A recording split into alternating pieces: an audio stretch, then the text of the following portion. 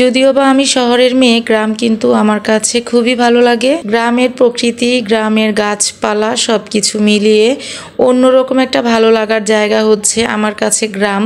তো যদিও বা আমি গ্রামে তেমন একটা আসি না, আমার আসা হয় না, আর মাঝে মাঝে আসলেও কিন্তু তোমাদের কাছে গ্রামের ভিডিওগুলো আমি শেয়ার করিনি এখনো পর্যন্ত। তো ভাবলাম এবার যেহেতু গ্রামে আসছি, তোমাদের সাথে গ্রামের কিছুটা দৃশ্য শেয়ার করি। এদিকে হচ্ছে আমার শ্বশুর, আমরা গ্রামে আসলেই কিন্তু আমাদের জন্য টাটকা মাছ কিনে আনে, একদম নদীর মাছ। শহরে আমার তেমন একটা মাছ কাটা হয় না, আমি বাজার থেকেই কাটিয়ে নিয়ে আসি।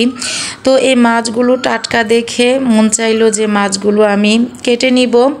এই জন্য শ্বশুর বাজার থেকে মাছ কিনে আনার পরে আমি রেখে দিয়েছি। তারপরে হচ্ছে নাস্তা করে এখন মাছগুলো আমি কেটে নিচ্ছি। আর এই মাছগুলো কিন্তু বেলে মাছ, শুধু বেলে মাছ না, অনেক রকমের মাছ মিক্স করা। তো মাছগুলো তো আমার কাছে দেখে যেমন ভালো লেগেছিল, আর রান্না করে খাওয়ার পর তো আরো বেশি ভালো লেগেছে। বিশেষ করে রাফির বাবার খুব পছন্দের মাছ এগুলো।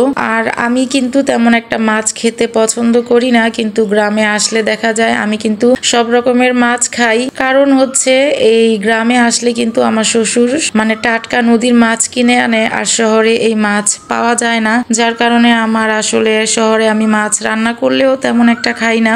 তো আমার শ্বশুর যতবারই আমরা গ্রামে আসি, মানে মাংস, তারপরে হচ্ছে বড় মাছ, এগুলোর থেকে ছোট মাছগুলোকে একটু বেশি মানে আমাদের বাসায় কিনে নিয়ে আসে। কেননা হচ্ছে আমরা তো শহরে বড় মাছ আর মাংস খাই, আর এই ধরনের মাছ তো আমরা শহরে পাই না। এদিকে হচ্ছে রাফি তো ডাব খেতে খুবই পছন্দ করে, আর শহরে তো ডাব প্রচুর দাম। একটা ডাব কিনতে গেলেও 2 থেকে 250 টাকা লাগে। আর রাফি এসে ওর দাদুকে বলছে, দাদু আমি ডাব খাবো। রাফির কথা শুনে তো ওর দাদু অনেকগুলো ডাব পেরে আনলো গাছ থেকে। তো রাফির দাদুর বাসায় নারিকেল গাছ আর হচ্ছে কলা গাছটা একটু বেশি, আর বাড়ির সামনে যে নারিকেল গাছ, এখানে ডাব নাই, সবই নারিকেল হয়ে আছে। এই জন্য বাড়ির পিছনে যে নারিকেল গাছ আছে সেখান থেকে ডাব নিয়ে আসলো। তারপরে দৃশ্য তো তোমরা দেখলেই, রাফির ভাইয়ারা সবাই মিলে ডাব নিয়ে আসলো, ওর দাদু গাছ থেকে পেরে দিয়েছে। তারপর ডাব রেখে সবাই মিলে এখন ফুটবল খেলছে। গ্রামে আসলে রাফি তো খুবই খুশি থাকে, ওর সময়গুলো খুবই ভালো কাটে। কিন্তু